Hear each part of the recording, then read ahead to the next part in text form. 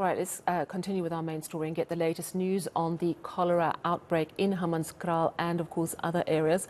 I'm joined by Dr. Linda Erasmus from the National Institute of Communicable Diseases. Doctor, thank you so much for joining us. So what we know so far is that there are 34 people in hospital in Hammanskraal. Tragically, 15 people in that area have died. We understand 6 cases in Parys in the Free State and 1 case in Limpopo. I wonder if you could just update us if there have been any changes to those figures. So, Sally, yes, the figures do change every time, and we will update them with the Department of Health every day. So, at the moment, those were the latest reported cases, and I'm sure there will be daily numbers available. Are there any more fatalities? Not that I'm aware of, Sally. Okay. One thing that we were told today in that brief... Just one thing I wanted to mention is that one thing with fatalities is also there does need to be investigation of which fatalities there were and whether those were definitely cholera cases. And again, that kind of information will become available from the National Department of Health. I understand. So there may be deaths suspected to be linked to cholera, but until those cases are confirmed as cholera. How long does it take to confirm cholera after you've taken a sample? So normally what we would do is take a rectal swab or a stool sample, and then that goes to the laboratory where it's cultured. So it may take a day or 2 days or even longer for the organism to grow, and it depends on a few things, including how much organism there is, delays in getting to the lab, but they physically grow the organism. And then once they do that, they do tests to identify that that is a cholera organism.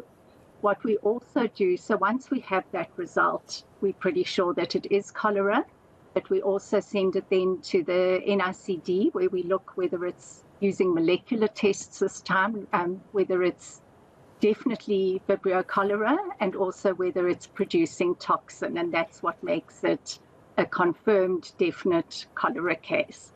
So all of those processes, the PCR will only take a day, but the culture, we're waiting for the organism to grow, can take a couple of days, a day or a couple of days.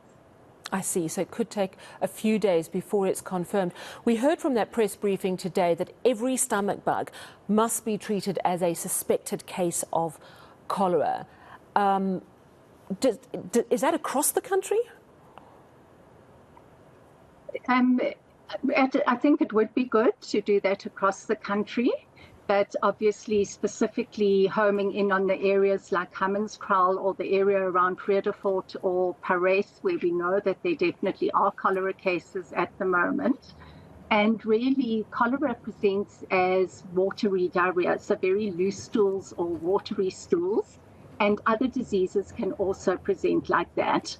But the problem with cholera is that you get a lot of loose stools and you can dehydrate quite quickly.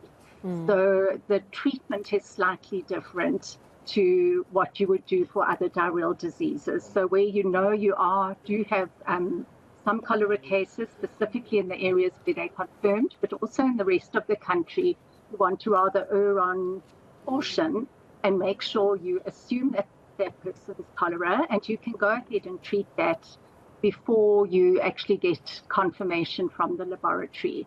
And the mainstay of treatment is really just making sure that that patient is hydrated, it catches up on the fluid that they've lost, and then that you maintain that fluid thereafter. How much concern is there that this could become quite a widespread outbreak? I mean, we've seen what's happened in Malawi. I think over 1,300 deaths there from cholera in the last year or so. And we've been monitoring cholera cases in South Africa. It seems to have been really slow. And now we've had these 15 deaths. Obviously, there's concern that it's picking up momentum. We know of 3 areas where it is currently. But how worried is the NICD that we could see a much larger outbreak? So Sally, you're absolutely right that our last big outbreak was in 2008, 2009, and that in fact was a spillover from Zimbabwe. But in the intervening years, we don't see much cholera. It's not endemic in this country. Obviously, the communities that are vulnerable to cholera are the communities that have unsafe water, or perhaps have poor sanitation, and that's a global phenomenon. Those are the communities that are vulnerable. So, and also cholera is spread by drinking contaminated water primarily. So it's contaminated water, or perhaps eating food that's been washed or in some way indirectly contaminated with the water, and that water becomes contaminated by fecal matter from people who are infected with cholera. And just to mention, sometimes also if you have a patient in a household with cholera, there may be household transmission to another person in that household.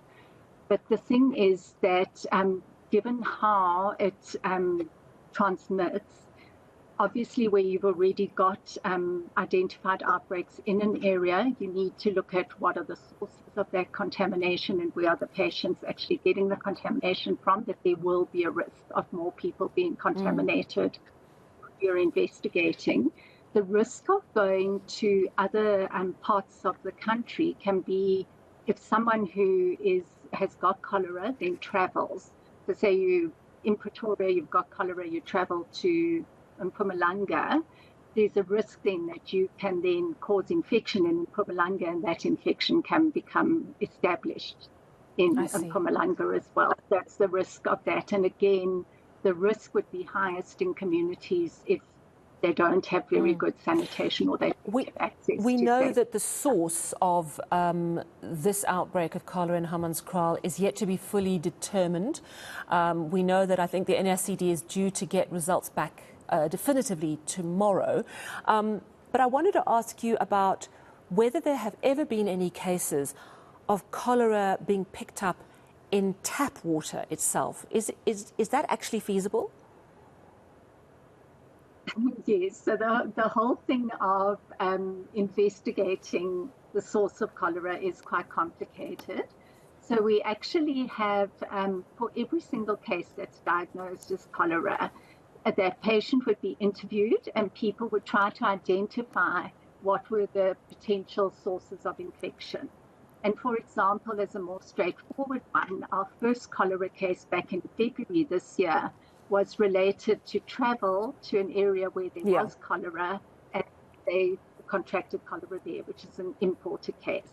For these cases, what they need to do is interview the patients, look at what areas the patients are coming from, look at possible sources of contamination, and that includes looking at, are people getting water from a nearby river? Are there municipal water supplies? Is it a water plant that's providing water to a tanker that's then going into an informal settlement? And if it is, you need to look at every single stage of that water production. If it's a borehole, is it protected? Is it, are people able to access it, or animals? So there's quite a process clearly in trying to work out the source. I understand that.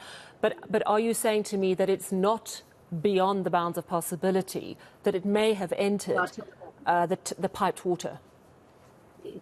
So one of the things routinely that's done for water monitoring is to look at the number of specific bacteria that are in the water. And what you're doing there is just looking at a proxy. If you get increased numbers of those, it sort of implies that there will be fecal contamination. You can test water for specific organisms like cholera, but you may not always pick it up. It's more complicated to test, and you may not necessarily get it, but we do test for it if there's an outbreak, but we also tend just to look for proxies of fecal contamination. All right. Thank you very much for speaking to us this evening, Dr. Linda Erasmus from the National Institute of Communicable Diseases.